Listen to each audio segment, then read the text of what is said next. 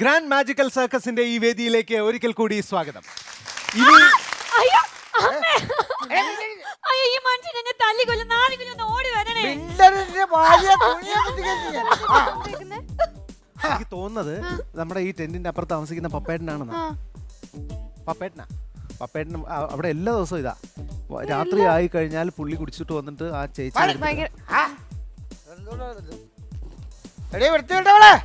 നീ ഞാൻ കൊല്ലി. ഞാൻ നല്ലവനാണെങ്കിൽ ഞാൻ നല്ലവൻ, ചീത്തയാണെങ്കിൽ മായ ചീത്തയാണ്. എൻ്റെ ഉള്ളിൽ ഉറങ്ങിക്കിടക്കുന്ന ഒരു വൃത്തികെട്ട മൃഗമുണ്ട്. നീ അതിനെ ഉണർത്താൻ നിൽക്കരുത്. ഉണർത്തിയാൽ നിനക്ക് നന്നാവില്ല. അതുകൊണ്ടേ പറഞ്ഞ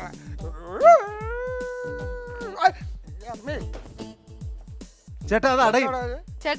ആലിബാബയുടെ ഗുഹയോ മനുഷ്യൻ ഞെക്കിക്കൊന്നേനല്ലേ ഇപ്പൊ. പപ്പേട്ടാ എന്താ എന്റെ കലിപ്പ് തീരലില്ലടാ. ചേട്ടാ ആ കൈ ഒടിഞ്ഞു പോവും ചേട്ടാ. എന്തിനാ കൈ പിടിച്ച് തിരിക്കുന്നേ? ഒടിഞ്ഞോട്ടറാ. കൈ ഒടിഞ്ഞ് ഞാൻ പണിക്ക് പോകാൻ പറ്റാതെ വീട്ടിലിരിക്കണം. അങ്ങനെ പട്ടിണി കിടക്കുമ്പോഴേ അവള് പഠിക്കുള്ളൂ. എന്താ ഇപ്പൊ പ്രശ്നം? എന്താ ഇന്ന് എന്താ പ്രശ്നം? എന്റെ വീട്ടിലെ ഭാര്യ എന്ന് പറയുന്ന ഒരു താടകയുണ്ടല്ലോ. ഇന്ന് ഞാൻ വീട്ടിലോട്ട് രണ്ടെണ്ണം അടിച്ചിട്ട് ചെല്ലട്ടെ. ഞാൻ അവളുടെ അമ്മയ്ക്ക് മുത്തിക്കൊക്കെ വിളിക്കും ഞാൻ. ചേട്ടാ ഭാര്യനെ ഇങ്ങനെ കുടിച്ചിട്ട് വന്നിട്ട് ചീത്ത വിളിക്കുന്നത് ശരിയല്ല കേട്ടോ. ശരിയല്ല, ശരിയല്ല. വളരെ മോശമാണ്, വളരെ മോശമാണ്. ഞാൻ കുടിച്ചിട്ട് വന്നിട്ട് വിളിക്കൂ. അവള് കുടിക്കാതെ ഞാനങ്ങോട്ട് കയറി ചെല്ലുമ്പോ തന്നെ അവൾ എന്റെ അമ്മയ്ക്ക് മുത്തിക്കൊക്കെ വിളിക്കുന്നോ. കഴിഞ്ഞ ദിവസം ഉണ്ടല്ലോ അവള് പറയാം കൊയ്യാണെന്ന് വിളിച്ചു. എന്ത് വിളിച്ചു? കൊയ്യാണൻ. എന്താ അതിന്റെ അർത്ഥം? അതെനിക്കറിയില്ല. അവളുടെ നാട്ടിൽ എന്തോ ഒരു വലിയ തെറിയാണ്. അയ്യോ അല്ലെ അർത്ഥം എനിക്കറിയാൻ പാടില്ല. കൊച്ചാണെന്ന് പറഞ്ഞാൽ അറിയാമോ മലയാളത്തില്? അല്ല തമിഴിലുണ്ടോന്ന് അന്വേഷിക്കുക, അല്ലെങ്കിൽ പഠിച്ചു വെച്ചാൽ നല്ല ഉഗ്രം തെറിയാ. എന്റെ വൈഫ് എപ്പോഴും എന്നെ വിളിക്കുന്നതാണ്. ചേട്ടാ ഇത്രയൊക്കെ തെറി വിളിക്കുന്നെങ്കിൽ അങ്ങ് ഒഴിവാക്കരുതോ, ഡിവോഴ്സ് ചെയ്യരുതോ? നമ്മളങ്ങനെ ചെയ്യരുത്. എന്താ അതൊക്കെ കേൾക്കാൻ ഞാൻ വിധിക്കപ്പെട്ടവനാണ്. എന്താ കാരണം? ഭാര്യയുടെ ചെലവിൽ ജീവിക്കുന്ന ഏത് തെണ്ടിയും ഇതൊക്കെ കേൾക്കാൻ വിധിക്കപ്പെട്ടവനാണ്. അതത്രേ ഉള്ളൂ. അല്ല ഇന്നിപ്പോ എന്താ പ്രശ്നം ഉണ്ടായത്? ഇന്നത്തെ ഇഷ്യൂ എന്താണ്? അത് വേറെ ഒന്നുമല്ല മോളെ. എന്റെ വീട്ടില് അവളുടെ ബർത്ത്ഡേ ആയിട്ട് ഞാനൊരു കേക്ക് മേടിച്ചു. അതാണോ പ്രശ്നം? കേക്കിന്റെ മുകളിൽ നല്ല കാര്യല്ലേ അത്? കേക്കിന്റെ മുകളിൽ ഒരു ചുമന്നൊരു സാധനം ഇരിക്കില്ലേ, ഒരു ചെറി കൊതി തോന്നിയപ്പോ ഞാൻ എടുത്ത് തിന്നു. അതിന്റെ പേരിലുള്ള തെറിയാണ് ഇത്ര നേരം നടന്നുകൊണ്ടിരിക്കുന്നത്. ഈ ചെറിയുടെ കാര്യത്തിനാണ് ഇത്രയും വഴക്കുണ്ടാക്കിയ ചേട്ടാ. അതേന്ന് ആ മൂശേട്ട് അങ്ങനെയാണ്. അവസാനം എനിക്ക് ഗതി കെട്ടി കഴിഞ്ഞപ്പോ വടണ്ട പിടിച്ചാൽ കൊടുത്തു. ഒയ്യോ ചേട്ടാ എന്തൊക്കെ പറഞ്ഞാലും കുടിച്ചിട്ട് ഭാര്യ തല്ലുന്ന വളരെ മോശമായിട്ടുള്ള കാര്യമാണ്. നമുക്കത് സപ്പോർട്ട് ചെയ്യാൻ. ഭാര്യ തല്ലുന്ന ശരിയാണോ? അല്ല ശരിയല്ലെന്ന് അങ്ങ് പറഞ്ഞല്ലോ. 15 കൊല്ലമായി കല്യാണം കഴിഞ്ഞിട്ട്. ഈ 15ാം കൊല്ലമെങ്കിലും ഞാനൊന്ന് തിരിച്ചു തല്ലണ്ടേ? ആണല്ലേ 15 കൊല്ലം നമ്മൾ തല്ലുകൊള്ളാണല്ലേ? നമ്മളല്ല ഞാൻ. നിനക്ക് തല്ലുകൊള്ളുണ്ടോന്നറിയാൻ ഞാൻ നിന്റെ വീട്ടിലൊന്നും വരാറില്ലല്ലോ. എന്റെ പൊന്നു ചേട്ടൻ നാണാവൂലേ ചേട്ടൻ ഇങ്ങനെയൊക്കെ? അതുകൊള്ള നാണാവില്ലെന്ന്. ഭാര്യയുടെ ചെലവിൽ ജീവിക്കുന്ന ഈ തണ്ടിക്ക് എന്ത് നാണം? നാണം പാടില്ല. അപ്പൊ അതാണ് കാര്യം. ഇന്നലെ എന്റെ വീട്ടില് ഭയങ്കര ബഹളമായിരുന്നു. അത് ഞാൻ കേട്ടു. ഇന്നലെ രാത്രി 3:30 ആയപ്പോഴത്തേക്ക് നിനക്ക് ഉറക്കമില്ലടാ.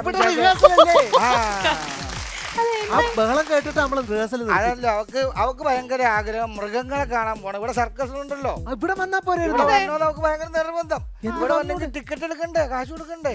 കഴിഞ്ഞ ആഴ്ച ഞാൻ ഫ്രീ ആയിട്ട് കൊണ്ടുപോയി മൃഗശാല കാണിച്ചവളെ. അവളുടെ വീട് വരെ ഒന്ന് പോയി.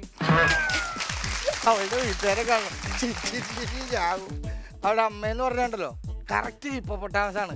ഈ ഹിപ്പോപ്പൊട്ടാമസ് ഏറ്റവും വൃത്തികെട്ട ഷേപ്പുള്ള ഹിപ്പോപ്പൊട്ടാമസ്. അതാണ് അവളുടെ അമ്മ. അവളുടെ അങ്ങനെയൊക്കെ പറയാനേ. അവളുടെ അച്ഛനെ കണ്ടു കഴിഞ്ഞാൽ നമുക്ക് തോന്നും അത് തന്നെയല്ലേ ഇതെന്ന്. ഏത് ചിമ്പാൻസി?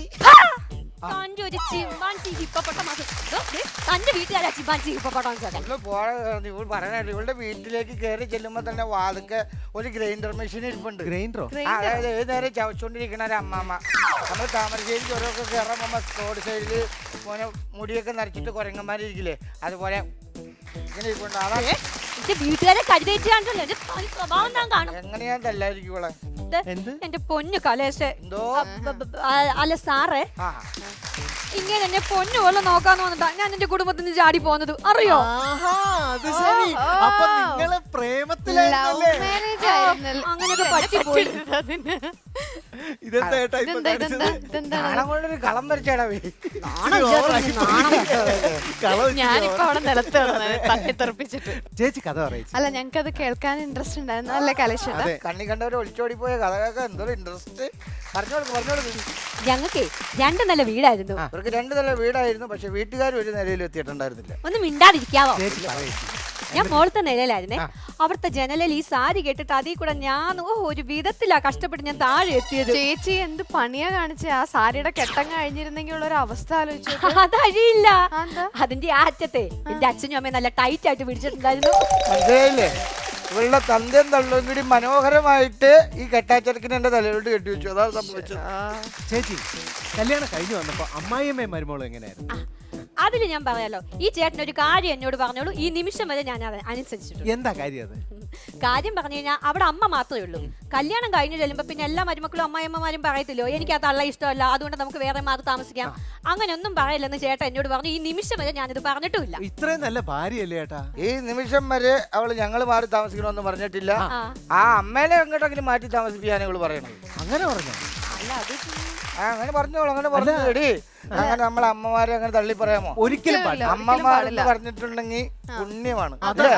അമ്മയെന്ന് പറഞ്ഞ ഐശ്വര്യമാണ്, വീടിന്റെ വിളക്കാണ്. അല്ലേ? അങ്ങനെയുള്ള അമ്മമാരെ നമ്മൾ തള്ളരുത്, പാടില്ല, തള്ളി പറയരുത്. എന്റെ അമ്മ ആ തള്ളേനെ കൊണ്ട് ഞാൻ വൃദ്ധസാധനത്തിലാക്കി. അയ്യോ, അവിടെ ഈ വൃദ്ധസാധനത്തിലൊക്കെ ആക്കി കഴിഞ്ഞാൽ ഒരുപാട് പൈസ കൊടുക്കേണ്ടി വരില്ലേ? മാസം 1500 രൂപയുടെ കേസേ ഉള്ളൂ. അത് ശരി. അപ്പൊ അത് അവിടെ കൊണ്ട് കൊടുക്കും? ഇല്ല, അതിനുള്ള പണി അമ്മ അവിടെ എടുക്കുന്നുണ്ട്. അമ്മ ഇവിടെ 1500 രൂപ പണി എടുക്കുന്നുണ്ട്. മാസം ഞാൻ പോയിട്ട് 500 രൂപ അവിടെ നിന്ന് വലിക്കും. എന്ത് പണിയാ ചേട്ടാ? നാണാവില്ലേ 500 രൂപ മേടിക്കാൻ അമ്മ പണിയെടുത്തെന്ന്? ഭാര്യയുടെ ചെലവിൽ ജീവിക്കുന്ന ഈ തെണ്ടിക്ക് എന്ത് നാണം? എന്റെ കലയ്ക്ക് ഞാനൊരു കാര്യം പറയട്ടെ. അല്ല ഇപ്പൊ വേണ്ട, ഞാൻ പിന്നെ പറയാം. ഞാൻ പിന്നെ വരാവേ. എന്താ പറയാൻ വന്ന കാര്യം പറഞ്ഞിട്ട് പോടി. വേണ്ട, ഞാൻ പിന്നെ പറഞ്ഞോളാം. അങ്ങനെ പറഞ്ഞിട്ട് പോയാ മതി. ഞാൻ പിന്നെ പറഞ്ഞോളാന്ന് പറഞ്ഞപ്പോ പറയടി. വേണ്ട.